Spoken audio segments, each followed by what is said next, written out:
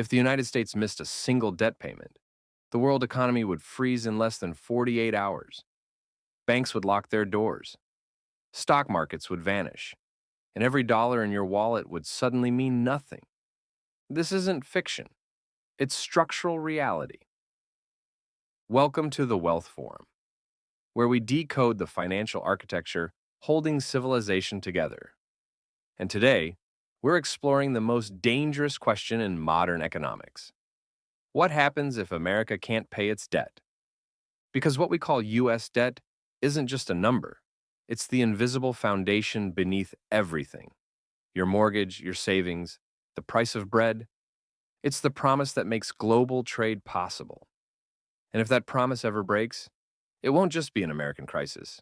It will be the end of the financial world as we know it. But before we imagine the fall, we need to understand how we built this tower in the first place, and why the richest nation in history is also the most indebted one on Earth. The story starts in 1790.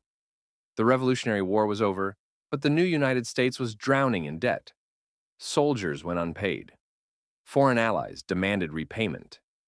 The young republic was technically bankrupt before it even began. Most nations would have defaulted.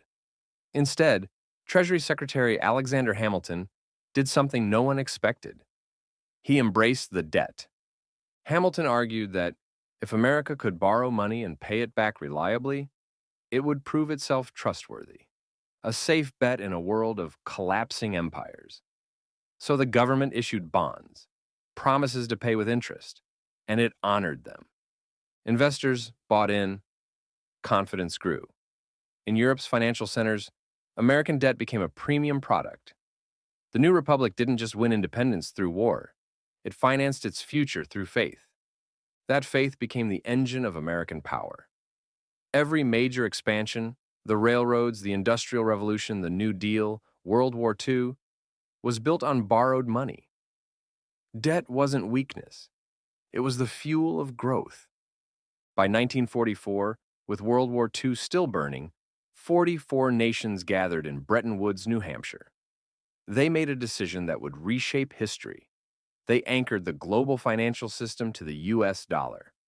And they anchored the dollar to gold. Suddenly, every major currency depended on America's promise. After the war, the United States held 2/3 of the world's gold reserves and half its industrial output. Confidence in the dollar was absolute. Foreign governments stored dollars as reserves. When they wanted safety, they bought U.S. Treasury bonds. American debt became the world's savings account. But nothing built on faith stays stable forever. By the late 1960s, cracks appeared. The U.S. was fighting an expensive war in Vietnam while funding massive programs at home. Dollars flooded out of the country faster than gold could back them. Other nations started demanding metal instead of paper. The Treasury's vaults began to drain. Then, in 1971, President Richard Nixon made the most consequential financial decision of the century. He severed the dollar's connection to gold. Overnight, money was no longer tied to anything physical. Its value depended entirely on confidence, on America's promise to keep paying its debts. That promise created what we live under today, the debt standard. Gold no longer backed the dollar. The world's trust in U.S. Treasury bonds did. It was a quiet revolution. For the first time in history, the United States could create infinite credit as long as the world kept believing in it. Treasury bonds became the safest asset on Earth, not because they were risk-free, but because everyone agreed to treat them that way. Banks used them as collateral for loans. Pension funds relied on them for stability. Central banks filled their vaults with them. Foreign governments parked trillions in them. When you hear about the national debt, you're not hearing about a bill to be paid. You're hearing about the core infrastructure of global finance. Every loan, every credit card rate, every derivative contract sits somewhere on top of U.S. government debt. And the system depends on one simple ritual. When old bonds mature, the U.S. issues new ones. It never truly repays the debt. It just rolls it over. Forever. As long as that process continues smoothly, the illusion of stability holds. But if that chain ever breaks, If the government misses even one payment, the illusion shatters instantly. Here's what would happen in the first hour after a U.S. default. Treasury bonds are the collateral underpinning the entire global banking system. They're considered risk-free, the one asset you can always count on. If that assumption breaks, liquidity vanishes immediately. Banks stop trusting each other. Hedge funds can't borrow. Trading desks freeze. The world's financial plumbing seizes like an engine without oil. Stock prices plunge, not because companies stopped making money, but because the foundation of all valuation just disappeared. Future stability, the basis of every investment calculation, is suddenly gone. Within hours, the panic moves outward. Foreign central banks holding trillions in U.S. debt scramble to protect themselves. The dollar collapses as investors flee into gold, euros, yuan, anything that looks like certainty. Interest rates skyrocket. Credit cards become unusable. Mortgages, car loans, business lines of credit all become unaffordable overnight. We've seen glimpses of this before. In 1979, a processing error delayed Treasury payments for just a few days. Interest rates spiked immediately. The shock lingered for years. In 2011, Congress nearly refused to raise the debt ceiling. Markets lost trillions in value within weeks. The U.S. government's credit rating was downgraded for the first time in history. It still hasn't fully recovered. Those weren't financial crises. They were psychological ones.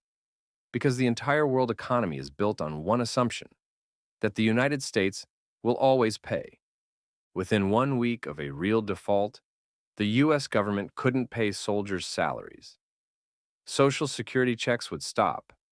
Medicare payments would freeze. Within 2 weeks, the entire global economy would be in cardiac arrest. And here's the darkest part. This wouldn't happen because America ran out of money. The U.S. controls the printing press. It could pay every bill instantly. This would happen because of political paralysis, because ideology overrode function, because Congress weaponized the debt ceiling one too many times. Confidence doesn't care why the check bounced. It only knows that it did. The real story isn't about numbers collapsing, it's about faith breaking. The U.S. doesn't just print money, it prints trust. And if that trust shatters, there's no central bank on earth big enough to restore it. Every empire in history has faced this moment. Rome debased its denarius until it meant nothing. Britain watched the pound sterling lose its global dominance after World War II. Both learned the same rule. A currency lasts only as long as people believe in the empire behind it. In America's case, the collapse wouldn't start in the streets. It would start in the data, in trading algorithms, in interest rate spreads, in quiet panic on encrypted calls between central bankers. Then it would spread to everything else. Pension funds would lose value overnight. Companies would miss payroll. Governments worldwide would begin cutting ties with a dollar they no longer trust. The entire global economy would decouple from the United States, not out of anger, but out of survival. Some imagine China or another power stepping in to replace the dollar immediately, but it wouldn't happen that fast. Trust takes generations to build and seconds to destroy. The world wouldn't find a new reserve currency right away. It would enter a period of chaos, where every transaction costs more, because no one knows what anything is worth anymore.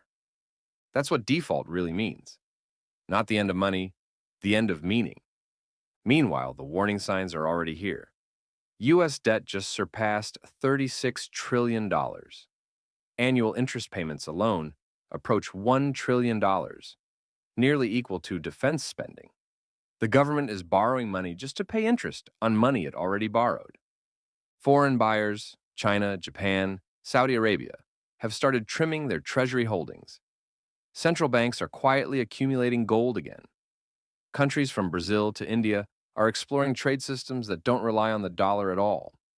For the first time in 50 years, the world's faith in U.S. debt is showing cracks.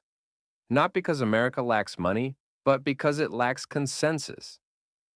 Here's the paradox at the heart of American power. The United States doesn't need to eliminate its debt.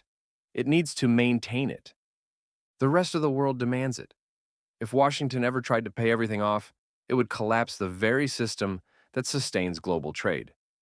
Debt isn't a liability anymore, it's the product America exports. But even the strongest faith can crack. A U.S. default wouldn't mark the end just because the numbers stopped adding up. It would mark the end because the story stopped making sense. For 80 years, the world has believed that the American system, its institutions, its laws, its dollar, would outlast any crisis. That belief allowed nations to trade, invest, and save in peace. If that belief dies, what replaces it won't be a new order. It will be chaos. The greatest danger to the United States isn't that it defaults tomorrow. It's that every year of political games and financial excess makes the eventual loss of faith inevitable. The longer the country treats its credit like a bargaining chip instead of a responsibility, the more that credit becomes a liability. Because once the world decides America isn't the safest borrower anymore, the very debt that made it powerful becomes its greatest weakness. The United States built its empire on a paradox: infinite debt backed by infinite trust. And for now, that trust still holds. Investors keep buying treasuries. The dollar still dominates trade. Markets still believe the system is too central to fail. But faith, like any currency, depreciates when overused. The world doesn't run on money, it runs on trust. And trust is the one currency no nation can print. So here's the question you need to ask yourself. If the world's most powerful economy is one political standoff away from default, what does that mean for your savings? For your future? Drop your answer in the comments. And if this changed how you see the global financial system, subscribe to the Wealth Forum right now. Because understanding the architecture of collapse is the first step to surviving it. History has the answers, and I'll show you where to look.